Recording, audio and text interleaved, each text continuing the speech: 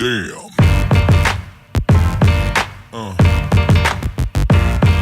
Yeah.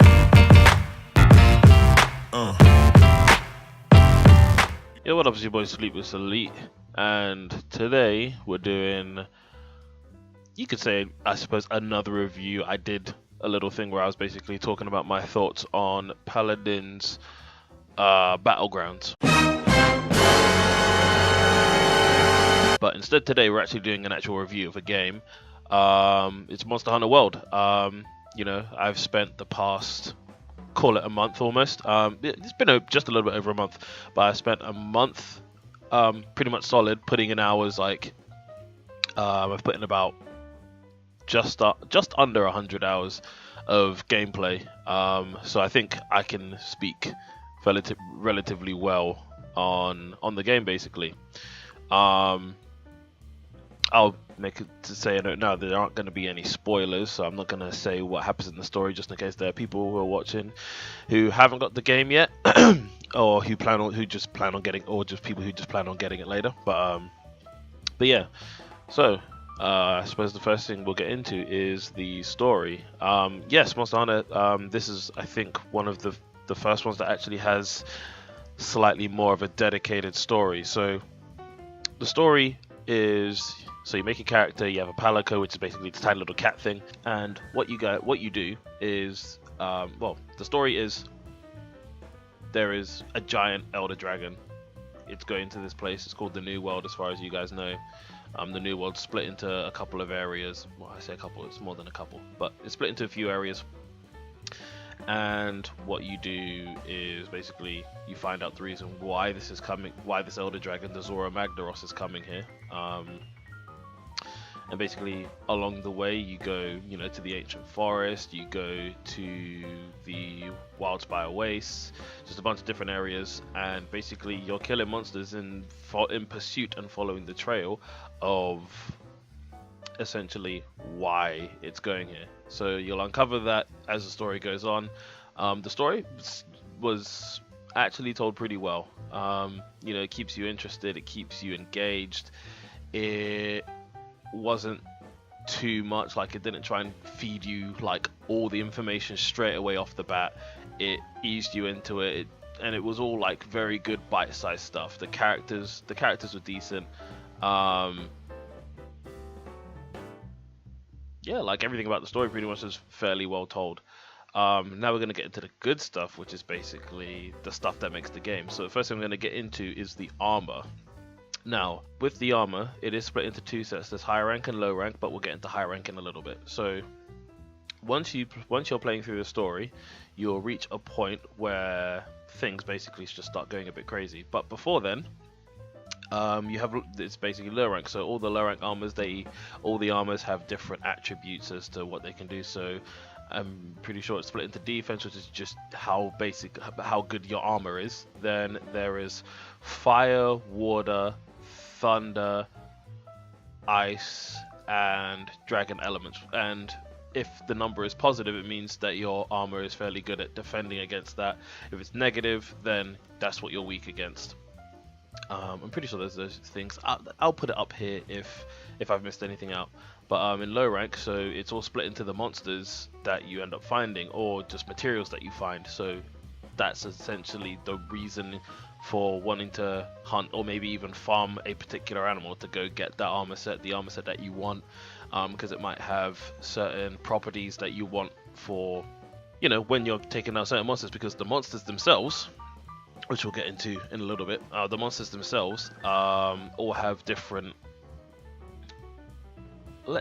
powers, I suppose you could call them.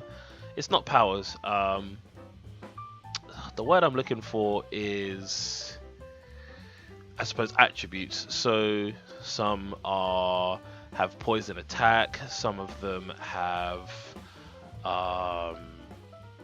poison attack, thunder, fire, and based on those elements that they have in their arsenal, depends on what they can do to you. So you want an armor set to basically negate that, to negate their effects as much as you can. Also, so now getting into high rank armor, High rank is basically split into two sets. There's usually two sets for each thing. So, for instance, let's take the Odogaron armor.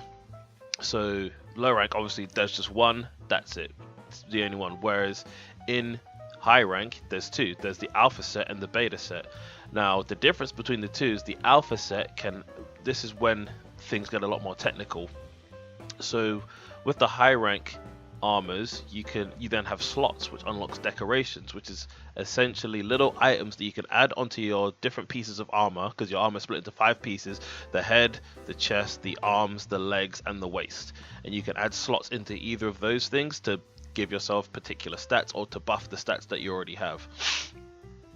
Now, with the alpha set, certain skills you're already they'll just have skills already preset, and usually you can't actually attach decorations on because it's all stuff that's automatic. But with the beta sets, you are actually able to choose what direction you want your armor to go towards. The next thing is weapons. The weapons tree, the thing there is massive. Like it there is a lot of, like, the weapons, there's a lot of different weapons. Like, they have different elements, you know, and there's even some where there's a thing called free element, which is something you can get from one of your armor sets, and that enables you to, because some of the weapons have the element but in a bracket, and that means that basically you need free element to actually get access to use the element. That's to do with the decorations on armor and stuff. And you can actually put some decorations on your weapon as well, depending on what rank your weapon is.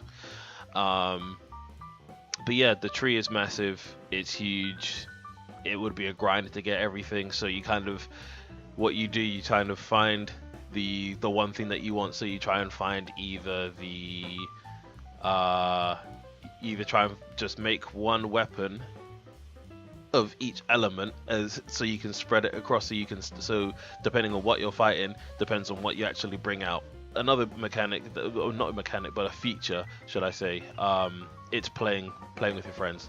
That can never get boring. You know, I got a group of friends, we all link up, we all go do expeditions together, go do hunts together, go do events, just all the different things that you're able to do, because there's assigned missions, optional missions, investigation missions, and event missions. And events is basically things that the people who made the game, Capcom, they basically just ship out events and stuff saying, oh, there's a limited time thing to do this, and you do these events and you can get things for it. But yeah, playing with friends is always good. I'd actually, and even still, like, for me personally, sometimes, like, I will opt to do certain things solo. So the No Gigante, I've done solo. A lot of things, like, I don't want to spoil anything, but like the final Elder Dragon, when you come across it, did that solo. But yeah, like, you know, you have the option, and you can, and even still, sometimes actually people who you don't know, like, will come in and help you out if you fire an SOS, which is pretty good, because sometimes people will just be wanting to do things only with themselves or with their friends. But it's good to have a game where people will actually come in and jump in and help you out a little bit, which is pretty cool. What else is there? Yeah, the game itself doesn't really have that many bad points. Sometimes finding my friend's SOS signal can prove tricky. So if one of our friends who's behind us is doing a story mission, he fires an SOS flare for us to come help him out. It can be difficult to find them. Like, sometimes it will either won't show up, or it will just take ages to show up, and by the time it shows up, like after 10 minutes you don't get any rewards for helping somebody out, so you lose that incentive of wanting to help out somebody, even your friends. But you know, usually it's not too bad, but that's one small bad point. One thing that's just annoying, and this is just down to player error, because it just happens, is the animations for when you get stunned. Now the thing is, there are charms to reduce this, but God, like even with a charm, these stuns last ages, and they often are the reason why. Me personally, they're often the reason why I end up getting killed. Yeah. Oh, one other thing are hitboxes. The hitboxes for certain monsters are ridiculous. Like genuinely ridiculous, like huge. Like they have no business being that large. Like you'll be trying to avoid a diving attack from a monster, and I suppose if you scaled it, you'd be about what 2 meters away from it. Like so, you would not be near it, and somehow it would clip you. And in certain instances, it's just instant death, just straight up instant death. Like it's vexing to say the least. Yeah, no, it's got me mad a couple of times. One other thing, I suppose, and this is just sort of down to just because I've done certain missions multiple times and not got it, but there has been times where trying to get gems will take forever to do, like forever to do. I personally just wish the frequency was a little bit fast, like a little bit higher, but you know, at the end of the day, it's not even really that bad. Like it just encourages to keep grinding basically. But all in all, Monster Hunter, you know, I've put in nearly 100 hours into it. I can't turn around and say it's a bad game. It is a good game. If you have thought about grabbing Monster Hunter, I would highly recommend it. It is a game that will keep you busy for a very, very long time. Like I said, I've been playing this pretty much for a month solid. That's why I've been super inactive on YouTube, just because it has been such a journey. Like this game is amazing. Like I like the game so much from hearing about it and playing the beta that I actually went out. You can see this on my Instagram page. Follow me on Instagram. You can see on my Instagram page that I actually ended up buying the Monster Hunter World limited edition PS4. Like the game influenced me that much.